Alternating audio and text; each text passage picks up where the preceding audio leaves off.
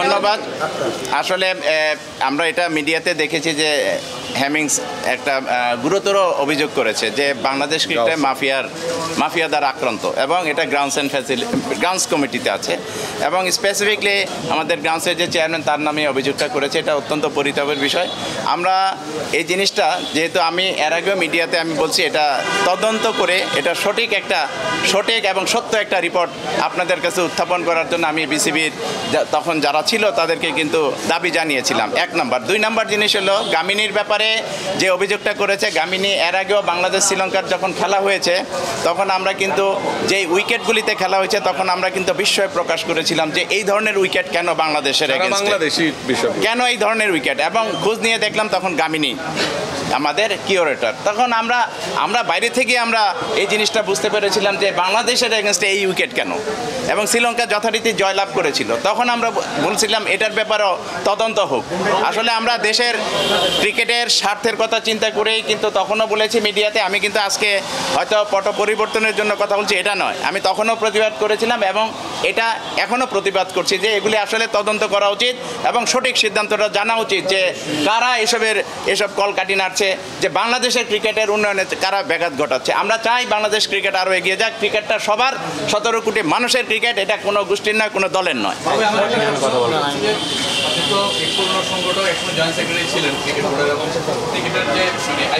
নিয়মগুলোর পরিবর্তন পদত্যাগ দাবি করছেন এখন, সেক্ষেত্রে নিয়ম অনুযায়ী শূন্যতা তৈরি হবে, আইসিসির কিছু বাধ্যবাধকতা আছে, সেক্ষেত্রে আপনাদের পরামর্শ কি থাকবে? আমি ডেফিনেটলি আপনি জানেন বাংলাদেশে এখন অনেক পরিচালক কিন্তু দেশে নেই, তারা অনেকে পালিয়েছে।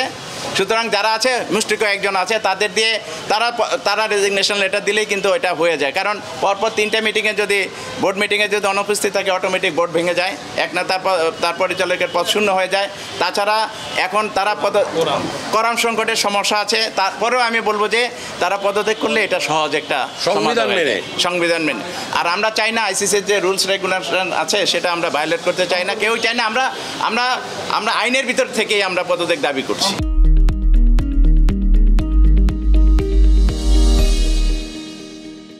ডেফিনেটলি আবার অন্তর্বর্তীকালীন কমিটি যে ফর্ম করা আলোচনা হচ্ছে, যদি সেটা হয় সেক্ষেত্রে আপনাদের দিক থেকে কোনো প্রস্তাব? ডেফিনেটলি এটা সময় মতো আপনারা সবই জানতে পারবেন যে এটা কি হচ্ছে। ইনশাল্লাহ আমরা এটা জানাবো। তবে আমরা বলছি যে গত 15 বছর যে অনিয়ম, দুর্নীতি এবং যেগুলি মানে স্বেচ্ছাচারিতা, এগুলির বিরুদ্ধে আমরা প্রতিবাদ জানাচ্ছি। আমরা চাই যে একটা সুষ্ঠুভাবে ক্রিকেট চলুক, ভালো ক্রিকেট খেলা ভদ্রলোকের খেলা এবং এই ক্রিকেটটা কিন্তু মানে এখানে কোনো মানে দুর্নীতিবাজের হাতে দেওয়া আমরা পছন্দ করছি না। আমরা জানি যে সঠিক যারা যোগ্য সংগঠক আছে তারা আবার ক্রিকেট বোর্ডে ফিরে আসুক, এটাই আমরা দাবি জানাচ্ছি। আজকে হচ্ছে 7 পরিচালক দেখা করতে গিয়েছিল, আপনারা কবে যাবেন? আপনারা কি তাদের কাছে কি উত্থাপন? খুব শীঘ্রই আমরা সবাই মিলে সিদ্ধান্ত নেব। আমাদের আরও অনেকেই আছে, আমরা সবাই মিলে ইনশাল্লাহ দেখা করবো এবং আমাদের কথাগুলি আমরা জানিয়ে আসবো। উপদেষ্টা এটাও বলেছে যে বিসিবিকে রাজনৈতিক বলয় মুক্ত করতে হবে। ডেফিনেটলি ক্রিকেট খেলা, সমস্ত খেলাই, শুধু ক্রিকেট নয়, সমস্ত খেলাই হলো রাজনীতির উদ্দেশ্যে। কারণ রাজনীতি থাকলে এখানে রাজনীতি যদি খেলাধুলা থাকে কখনো ক্রিকেট এটা মানে ক্রিকেট তার গতিতে বা ফুটবল বা অন্যান্য খেলাগুলি তার সঠিক গন্তব্যে পৌঁছতে পারবে না। সুতরাং আমরা এটা সকলের সারা দেশবাসী একটি জিনিস নিয়ে কিন্তু ঐক্যবদ্ধ হয়, সেটা হলো খেলাধুলা। আমরাও চাই এটা রাজনীতির ঊর্ধ্বে থাকে। এবং আপনারা জানেন সবাই যে আমরা সবাই দীর্ঘদিনের পরীক্ষিত ক্রিকেট সংগঠক, আমাদের কোনো রাজনৈতিক পরিচয় আমরা এখানে আসি নাই। আমরা দীর্ঘদিনের পরীক্ষিত রাজনৈতিক সংগঠক, আমাদের প্রত্যেকেরই ক্লাব আছে, আমাদের প্রত্যেকেরই আমরা প্রত্যেকেই ক্লাবের রিপ্রেজেন্ট করি। হ্যাঁ, আমরা ক্লাবের রিপ্রেজেন্ট করি। বাংলাদেশের ক্লাব ক্রিকেট নিয়ে কিছু কথা বলতে চাই। আমি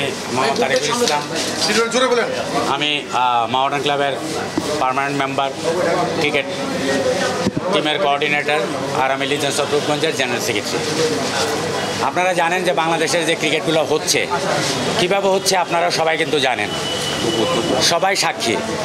কিন্তু আমরা আসলে বলতে পারি নাই, অনেকেই বলতে পারি নাই।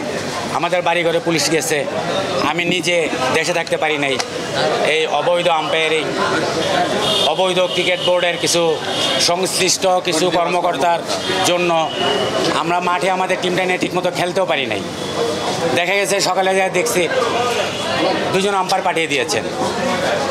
4 কোটি 5 কোটি টাকা টিম করে এক একটা টিম, আর তারা 2 জন আম্পায়ার দিয়ে আপনারা সব কিছুই জানেন। আমরা এতদিন কথা বলতে পারি নাই, এখন কথা বলার সময় হয়েছে। ওদের বিরুদ্ধে কিছু বললে আপনার টিম রেলিগেটেড। এখানে অনেক টিম আছে, 3rd ডিভিশন কোয়ালিফাইংয়ে 100 থেকে 120টা টিম খেলতো, ওখানে 2টা টিম খেলে শুধু। এই টিমগুলো কাদের, তারা কিভাবে টিমগুলো নিয়ে আসছে? সকল ক্ষেত্রে দুর্নীতি, হ্যাঁ, এই দুর্নীতিগুলো আপনারা দেখছেন, অনিয়ম। পেপারও লিখিত কিছু কিছু লেখা হয়েছে, বাট ওরকমভাবে না, ওরকম প্রসারটা হয় নাই। আমরা অ্যাকচুয়ালি এই জিনিসগুলো নিয়ে প্রতিবাদ করতেছি এখন।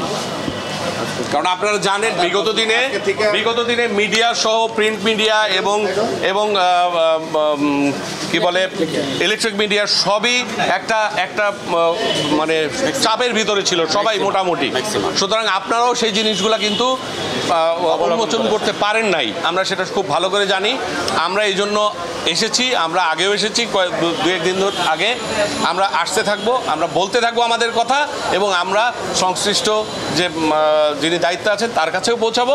ইনশাল্লাহ আপনারা সময় মতো আমাদের সব কিছু জেনে যাবেন। ধন্যবাদ। পরিশেষে আমি বাংলাদেশ টিম যে পাকিস্তান যাচ্ছে তাদের জন্য আমাদের শুভকামনা, এবং বাংলাদেশে যাতে ওয়ার্ল্ড কাপটা, ওমেন্স ওয়ার্ল্ড কাপটা হয় তার জন্য আমি ক্রীড়ামন্ত্রীর কাছে আহ্বান জানাচ্ছি, আমরা আমাদের ক্রীড়া উপদেষ্টার কাছে। ধন্যবাদ।